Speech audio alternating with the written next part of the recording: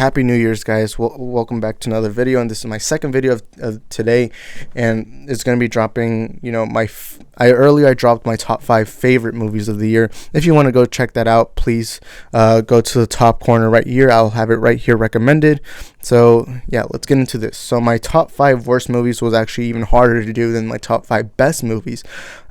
This one took me hours to think, what are my least favorite movies of the year? By the way, let me remind you guys, we're living in a pandemic year, so lots of these movies will be a surprise to put here.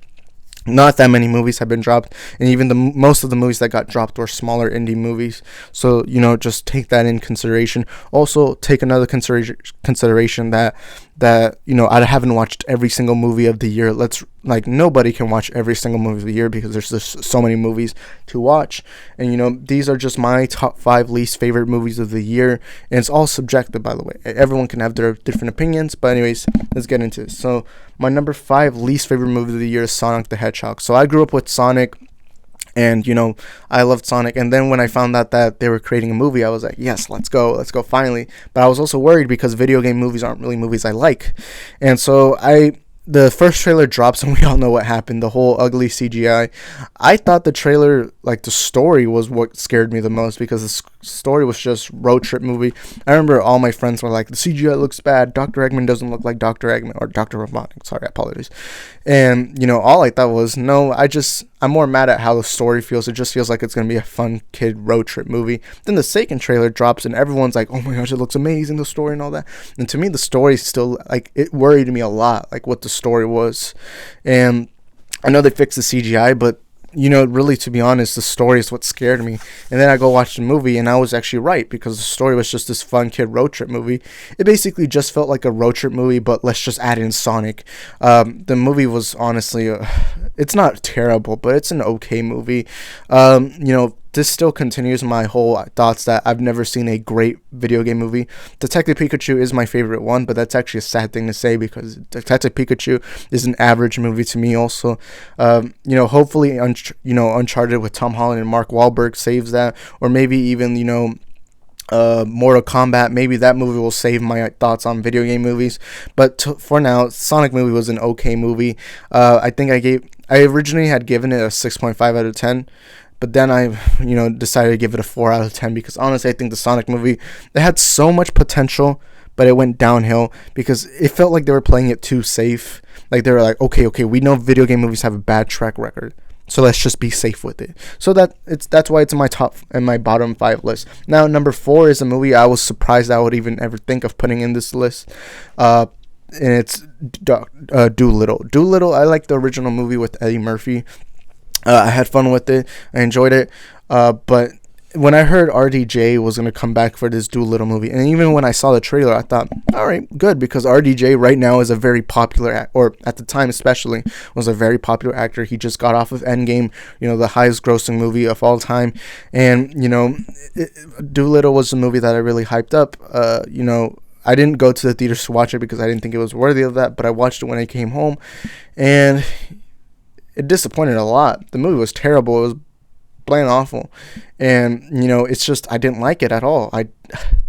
Even RDJ, I didn't even like his performance in the movie, which is, I thought, the one thing that was going to be something I like. By the way, I apologize if my camera shakes a lot. I apologize for that. But anyways, I don't really have much to say. RDJ, I felt like RDJ just phoned it in, didn't really care. I didn't like the movie, and hopefully they learn from this mistake. Now, my third least favorite movie is actually a movie that a lot of people will be mad that I even put in this list, and that is Vin Diesel's Bloodshot. Now, Bloodshot was a movie that was depicted to be the next kind of John Wick kind of movies. In fact, they already greenlit a sequel. A lot of my friends were talking about Bloodshot, saying how cool it looks. To me, it just looked like an average action movie. I go watch it, and it was an average action movie. I didn't like it at all. Vin Diesel is an actor I really respect and love a ton, but this movie just didn't do it for me. Bloodshot was a terrible movie. The fact that they greenlit a sequel surprises me. The funny thing is, this movie, after 1 week of it being in theaters, I think the pandemic really hit, lockdowns happened, and I really feel bad for Bloodshot. But yeah, it's on my bottom 3 list because it's a movie I just didn't like. I didn't like it. I don't have much else to say. Now, the second one is the Shia LaBeouf film, which is The Tax Collector. The Tax Collector, to me, was a movie that the trailers looked pretty decent, and it looked like I was going to have fun with it.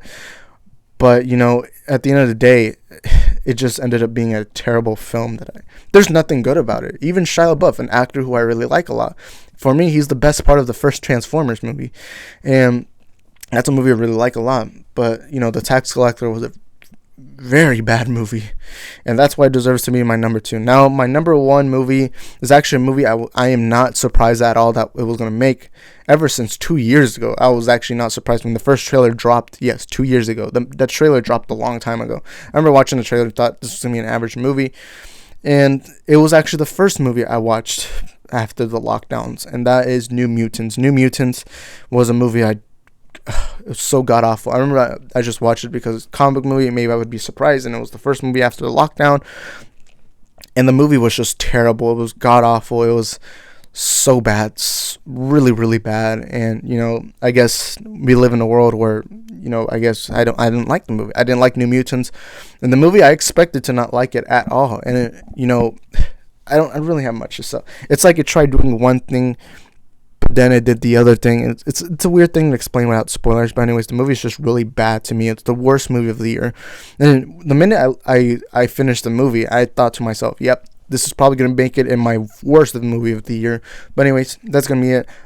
Comment down below your thoughts on my whole list. Or if you want, you can comment down below your top 5 worst movies of the year. Please click on it, the icon right here, where I did my top 5 movies of the year. And if you want, click on that. Give me your thoughts on what my top 5 list should have been. Or, comment down below what movies I think deserve it. By the way, let me remind you guys, I haven't seen every movie in the world, so please cut me some slack with some movies I didn't put here. A lot of people are probably going to wonder why I didn't put Wonder Woman 84, but honestly, I thought Wonder Woman 84 was a good movie. It just had lots of flaws. But anyways, thank you guys for watching, and peace.